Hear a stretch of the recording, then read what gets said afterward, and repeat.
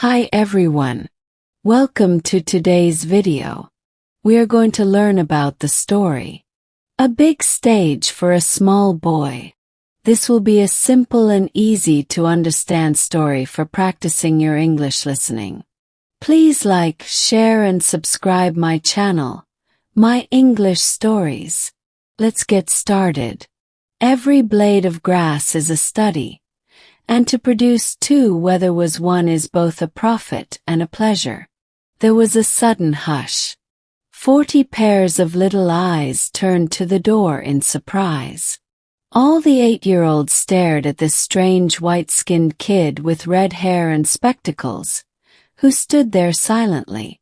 The German boy, Sven, felt terrible. His father had moved on a prestigious job to this town in India. And the boy had had to leave his house, his school and his friends to move here too, without anyone ever asking him what he thought. Now he stood there with a bag too big for his puny shoulders, full of books in English, a language he didn't know. The teacher waved him in and introduced him to the class, cautioning them to be nice to this new boy. Then she proceeded with her class, teaching, writing on the blackboard, and asking questions, none of which Sven understood. After what seemed forever, the bell rang stridently and cacophony broke out in class.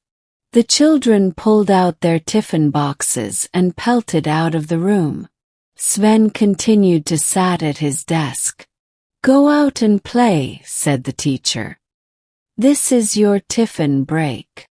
Sven, obedient as ever, dragged his legs out to where boys of all ages and all classes were having the time of their lives, playing basketball, football, cricket. Sven sat down and pulled out his new tiffin box. The food somehow wouldn't go down.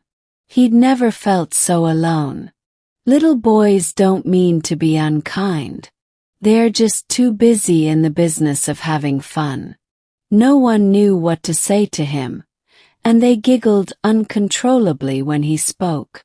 My father was 20 then, working as an English literature teacher in the higher classes at the school while putting himself through an MBA in night school. He taught Shakespeare to a bunch of thrilled teens, a little younger than he himself was. They play-acted, strutting down the corridors, imagined kings with their imagined swords, hordes of smaller boys following, chanting heavily accented thous and thines. Dad noticed the little German boy sitting alone. The next day at tiffin break, he noticed him again. And all of that week, alone. Being the biggest boys' school in town, its annual day was a much-touted event in the social calendar. And among the spate of contests that took place on that day, the elocution contest was the most exciting one for many.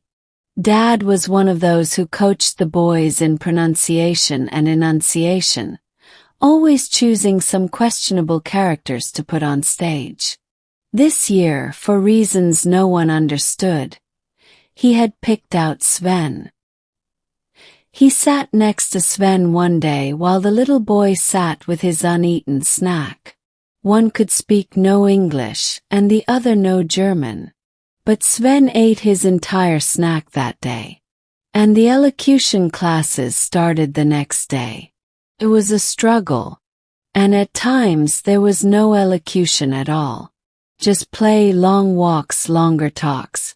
Some sessions ended in tears, some in song, while the deadline of 4 weeks crept closer.